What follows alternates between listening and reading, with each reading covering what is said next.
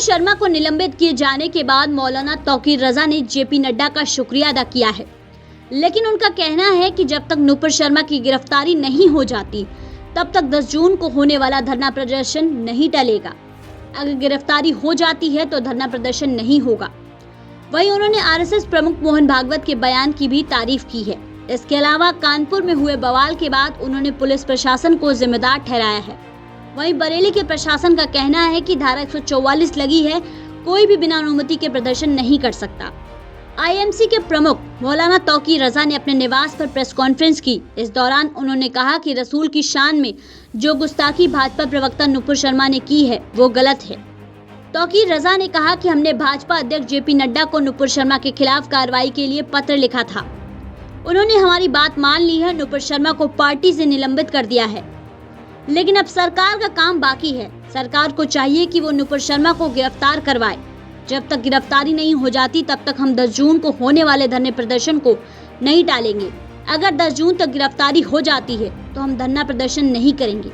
वहीं उन्होंने ये भी कहा है कि कल हमारी एक मीटिंग होगी जिसमें ये निर्णय लिया जाएगा कि धरना प्रदर्शन किया जाए या नहीं। मौलाना तौकीर रजा ने कहा कि कानपुर में जो हिंसा हुई उसके लिए पुलिस जिम्मेदार है। उन्होंने कहा कि पथराव केवल एक तरफ से नहीं हुआ है, पुलिस ने वहां पर एक तरफा कार्रवाई की है। मौलाना ने कहा कि कानपुर हिंसा में पकड़े गए हयात हाशमी से मेरी बात हुई थी। मैंने उससे मना किया था और उसने भी अपना निर्णय वापस ले लिया था। रही बात बरेली में धरना प्रदर्शन की, तो मैं सरकार या देश के खिलाफ नहीं कर रहा, ये तो देश हित में कर रहा हूँ। वहीं मौलाना ने कहा कि बरेली में जो भी प्रदर्शन होगा वो गांधीवादी तरीके से किया जाएगा और उसमें किसी भी तरह की हिंसा नहीं होगी। अगर कोई भी घटना होती है तो उसकी जिम्मेदारी मेरी होगी। जब उनसे पूछा गया कि जिले में धारा 144 लगा दी गई है जिसमें कोई प्रदर्शन नहीं हो सकता है, तो उन्होंने कहा कि कानपुर में हुई घटना की वजह से 144 धारा लगाई गई है। जिला अधिकारी ने बताया कि धारा 144 लगाई गई है। सिविल सर्विसेज की परीक्षाएं चल रही हैं, चौबारी का मेला आने वाला है और समय समय पर हम धारा 144 लगाते रहते हैं। कोई कर्फ्यू नहीं लगा है। धारा 144 लगी हुई है जिसमें बिना परमिशन कोई गैदरिंग नहीं इकट्ठी होगी।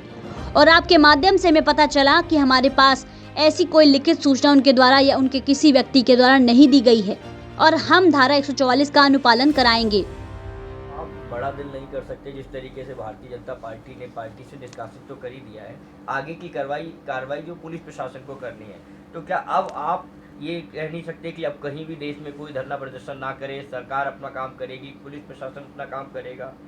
क्योंकि आप एक मौजूद लोग हैं, आप अगर इस बात को तो आपकी बात को मानेंगे लोग। बिल्कुल मुनासिब बात है, बिल्कुल मुनासिब बात है। बड़ा दिल भारतीय जनता पार्टी के सदर ने बड़े दिल का मुजाहरा किया, बल्कि मैं ये समझता हूँ कि उन्होंने मेरी मांग नहीं मानी, बल्कि देश की स्थिति को समझा, हालात को समझा और उन्होंने ये महसूस किया कि जो बात गलत है वो गलत है और जो गलत को गलत कहता है हम उसके साथ हर वक्त हैं।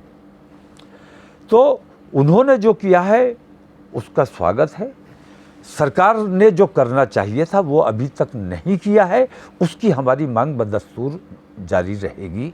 सरकार को इस पर निर्णय लेना चाहिए, ये सरकार की जिम्मेदारी है। गिरफ्तारी की मांग है, गिरफ्तार किया जाना चाहिए। मैंने अगर कहीं मेरे यहाँ एक भी मुसलमान आप ऐसा बताओ, आपके यहाँ तो हिंदू भाइयों को मैंने देखा है कि वो राम ऐसे ही कह देते हैं सरसरी तौर पर।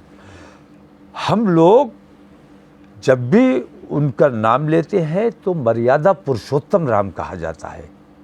तो हम आपकी इज्जत करें, आप हमारी इज्जत करो। ऐसे ही प्यार मोहब्बत होगा, ऐसे ही देश की तरक्की होगी, ऐसे ही देश चलेगा। आप हमें गाली देते रहो और हमसे उम्मीद रखो कि हम आपसे मोहब्बत का इजहार करें, ऐसे नहीं चलेगा। सरकार को निर्णय लेना पड़ेगा। अगर किसी मुसलमान ने किसी देवी देवता के लिए या धर्म के लिए कहीं ऊंची नीची बात की है, हम उसकी जिम्मेदारी लेते हैं। हम ऐसा कोई भी मुसलमान हमारी नज़र में आएगा, सबसे पहले पकड़ के हमें उसको पुलिस में देकर आएंगे। सरकार को निर्णय लेना चाहिए कि जिन लोगों ने इस किस्म की बदतमीज़ी की है, बदजुबानी की है, बदकलामी की है, उनको कैफरे किरदार तक पहुँचाएं, उन्हें सज़ा दें। Bureau report, team Indian news.